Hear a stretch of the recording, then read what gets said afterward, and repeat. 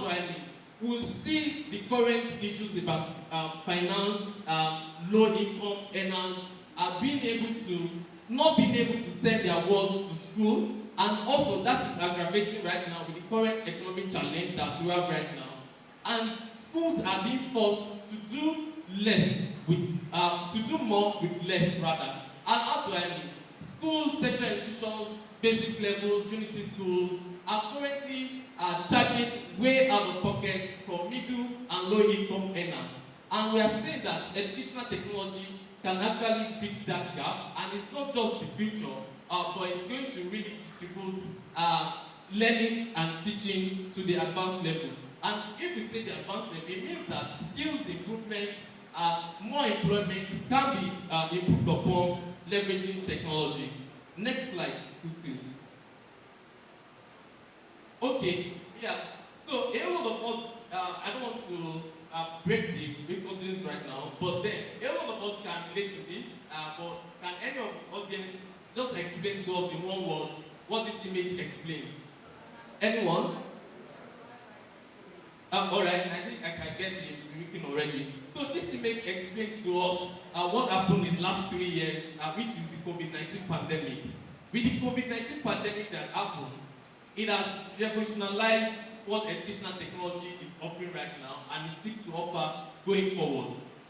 COVID-19 has democratized knowledge, and everyone is now a player. We see that schools were shut down, learnings were democratized and also decentralized. And how do I mean? We see schools going online for the very first time in even far more remote areas in Africa. And it tells us that the world has actually caught up with this bug of educational technology in a positive way. It then means that we need more investment, and also it is interesting to tell us by stats that the world is actually not doing bad. By 2030, between 2023 and 2030, the rest of the world is going to be accumulating about $140 billion in investment in educational technology. It tells us that whatever field that we study or that we're currently studying, either in agriculture, either in medicine, either in transportation, everyone in the field of education can leverage technology, and there's a space for everyone to operate in. And that's just around the world. In Africa alone, there's a progression by the global EdTech market that say that there's going to be 13.9% rapid improvement in investment in the field of education and technology, not just in its product, not just in the service, but also in human capital development. It means that there needs to be more professional development for educators, particularly the teachers and coaches, and also the trainers in the field of education, so that all the learners can now improve learning outcomes, and that we can leapfrog quickly and catch up with the rest of the world, and not just stay back as the third world country that the rest of the world calls us. All right, next slide. All right, so yes, basically to give us an insight into all of the emerging technologies that we have and what COVID-19 has actually brought and that happened with. More importantly, with all of the keywords around virtual reality, online learning, virtual learning, hybrid learning, personalized learning, student-centered learning, problem-solving learning, and a whole lot of all of this mode of learning. It tells us that, more importantly, this is a time for everyone to catch up and embrace educational technology to advance our learning. From the cradle, I'm still going to come to that, from cradle to adulthood, everyone, even to death, from death to death, we are going to actually be leveraging technology for our education. And it's not just that. With your mobile phone, with your smartphone, with your laptop, everyone is connected to the internet.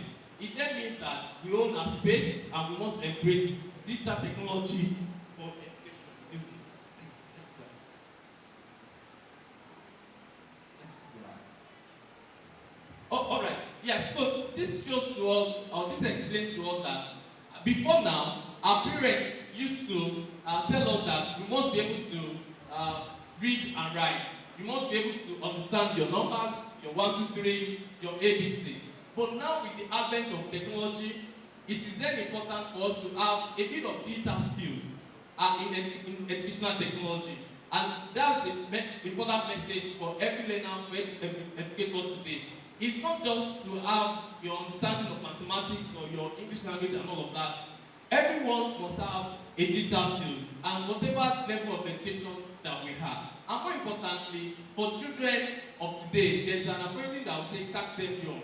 We need to actually catch the primary and secondary learners at that space that they are right now and give them a bit of technology education, which is quite important because, of course, the rest of the world is not waiting. There's now the ChatGPT, there's the Web 3.0, which is disrupting education already across the world. So it then means that Africa must not be taken aback. Next slide, quickly. Yeah, please make it snappy. Yeah.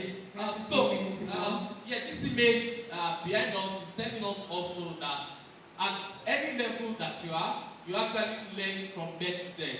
So it tells us that even if you're 80 or 70 years old, you must also call the web of technology.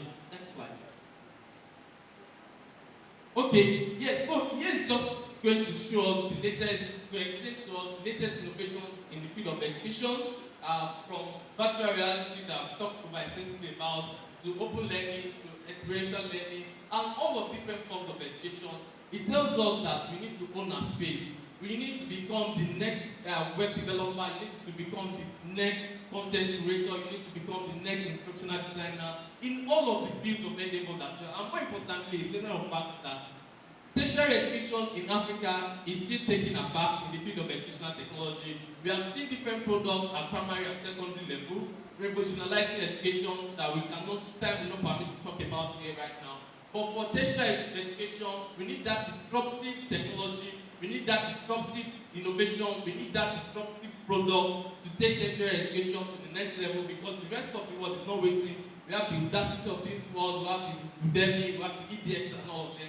But Nigeria and the rest of Africa haven't developed a more globally acceptable technology education for tertiary level. And in closing, my final slide, quickly, John Dewey, in his thoughts, explains and quotes to us, he's an American philosopher.